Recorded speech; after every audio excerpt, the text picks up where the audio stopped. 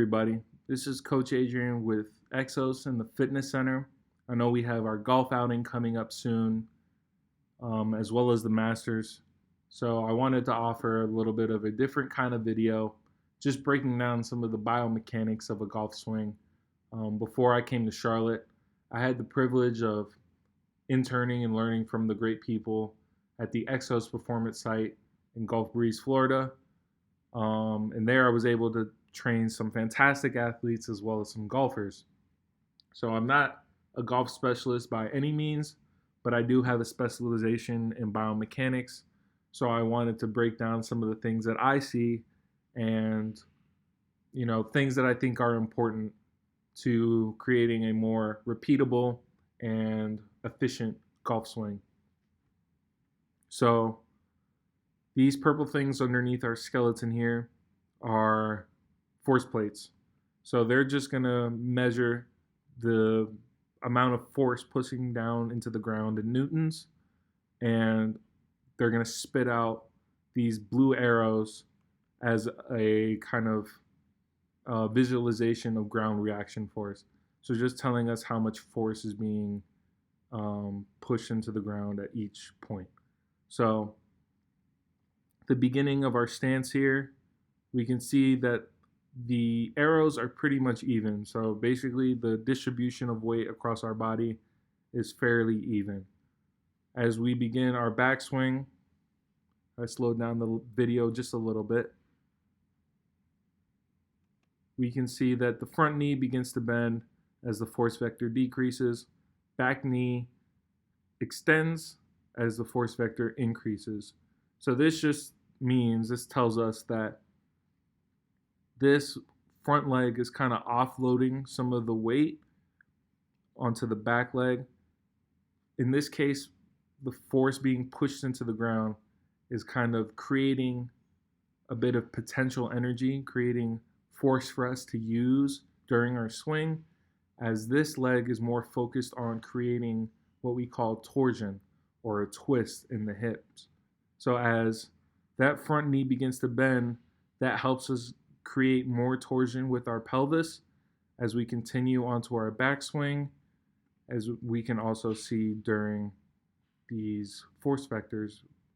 I also want to point out, this is another video that we'll use in just a second, but at this point we can see through our clavicle, which is these long bones, which we'll use kind of as a demonstration or an illustration of our shoulders in this case. At this point in our backswing, there is a bit of tilt. So this tilt isn't a whole lot. It's maybe 10 to 20 degrees, but it's not nearly as much as our swing portion of our tilt, which this is a bit more, right?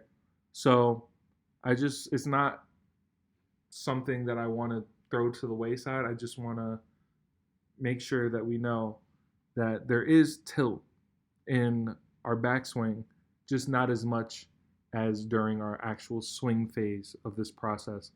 I do think that it can change depending on our golfer and the height, or if we're using a club that's too short or too long for us. So again, just demonstrating. But back to our other golfer here. If we can look at him from the backside, once again, starting off even, as we begin to create torsion with our pelvis and our front hip, we're creating more and more as we coil. And right here is the very top part of our backswing. And then we can very clearly see at this point the beginning of our swing. You can maybe make out, I know it may be a little difficult with this shin here, the force vector of the front side here. So that front side shoots all that force that we created back. That means that the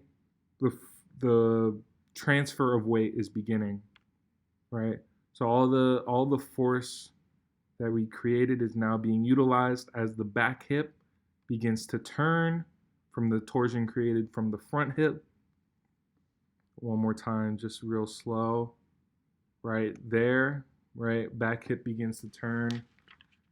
The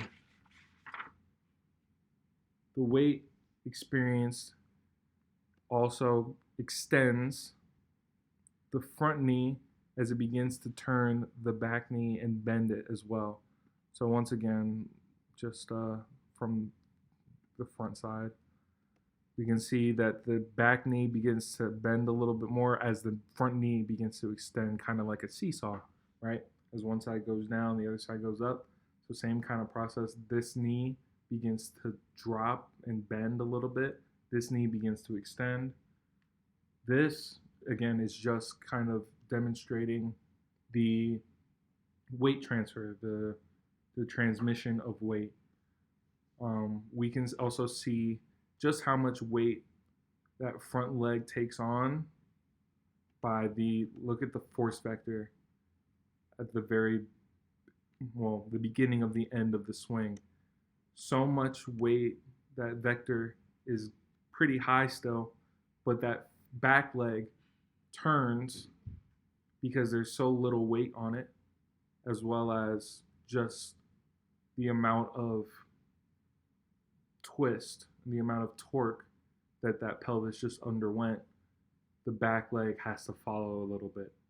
Also, perfect time to point out that it's very important to kind of keep this front hip, that front foot closed, okay? So that front foot is a point, a grounded point for our body to freely rotate around. So that's the point that is going to be super important into being a super efficient golf swing. So as we go back into the swing, if we allow that front foot to open up, the pelvis is going to be able to just keep on turning, right?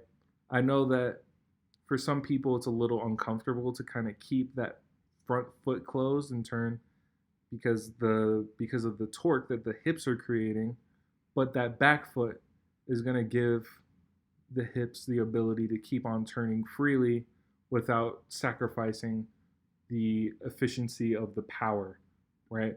So as that front hip stays, or the front foot stays closed, the back hip will turn, demonstrating just how far that back hip is traveling and how much power and kinetic energy is being kind of put into that swing, right? So back to this golfer here, we can see the tilt at this point as I would still say start the swing. Our tilt evens out. Went a little bit too far there. So the tilt here, and now evens out, I would say like there, or very close to it. But then as our hands approach the midline, so the midline of our body, which could mean the sternum or the spine, it will now create tilt, almost mirroring one-to-one the path of the golf club. So as we continue to swing, as our hands continue to come closer and closer to our midline, the tilt is now going to kind of follow that golf club. Okay, so going back to this golfer here, I would like you to kind of take a look at the head and see what you notice. So my mouse will be right here, and then as the swing continues, we see that the head kind of moves back a little bit, but the swing, at the end of the swing, it's still pretty stationary, right? The head does not move a whole lot from this point. That's, I would say, the main constant of the swing. So during the entire movement, the head moves maybe a couple of inches, if that. So this stability of their head not only allows the golfer to keep their eye on the ball, but also it allows the golfer to engage their functional fascial lines. So, what are fascial lines? So, fascial lines, which are short for myofascial lines, are a relatively new concept of explaining power transmission and movement. So, the old theory is that muscles will kind of act in isolation when they work together, but working together creates movements. But the theory behind fascial lines, fascial kinetic lines, is that muscles, even if they act independently, will still affect tissues across the entire body through interconnections of connective tissues, membranes, ligaments, collagen. There's a bunch of different materials that make up these fascial lines. So the theory behind these fascial lines goes very deep and can be pretty complex, but for the purpose of this video, we're only going to touch on one of the 8 proposed fascial line intersections, which is the functional lines. So these functional fascial lines emanate from the arms up here, and they cross the torso down here into the opposite pelvis right here. So same thing with the other side.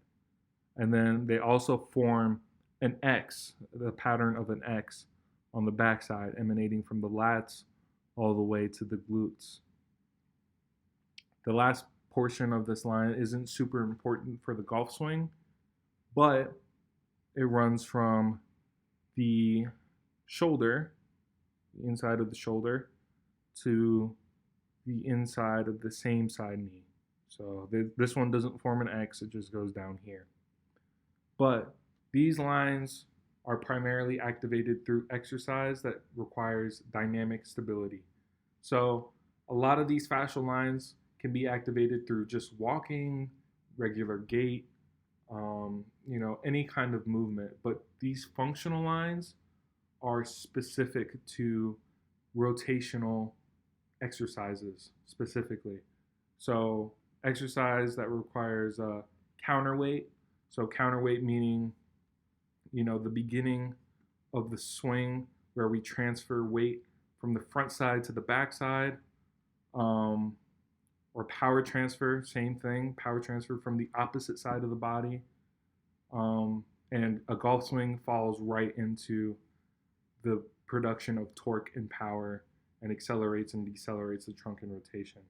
So these functional lines of myofascial lines are going to be super important to our training, okay?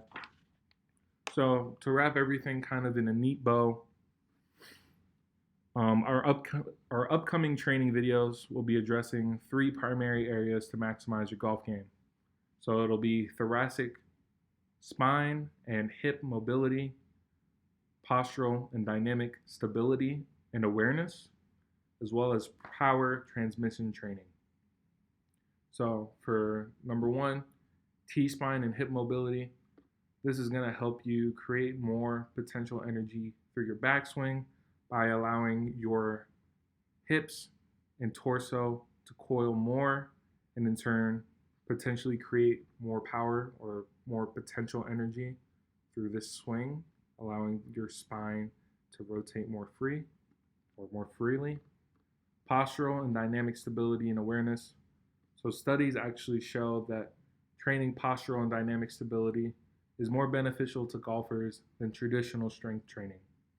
This phase of training is primarily aimed at giving your golf swing a strong base to operate upon. You're only as powerful as the amount of force that you can control. So if you were trying to shoot a cannonball out of a canoe, right? That cannonball, because it's in a floating canoe that's only being held up by the surface tension of the water, it's every time you shoot that cannon, you're running the risk of flipping the canoe or breaking the canoe or the force of the cannonball being expelled from the cannon, pushing the canoe back an equal amount.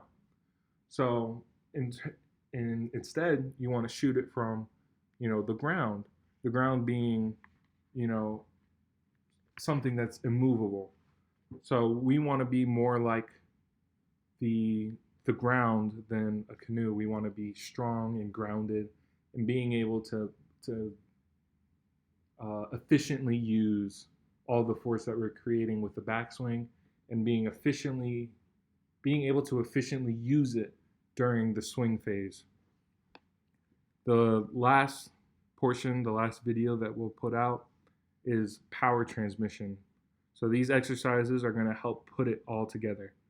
These movements will help train those myofascial lines that we spoke about earlier, meaning that we can efficiently transfer the maximal amount of potential energy that we created from our backswing and turn it into as much kinetic energy as possible during our swing to the golf club and then in turn to the ball. All right. Thank you guys so much for tuning in. I really enjoyed making this video for you guys. And if you're ready, let's get on to the training videos.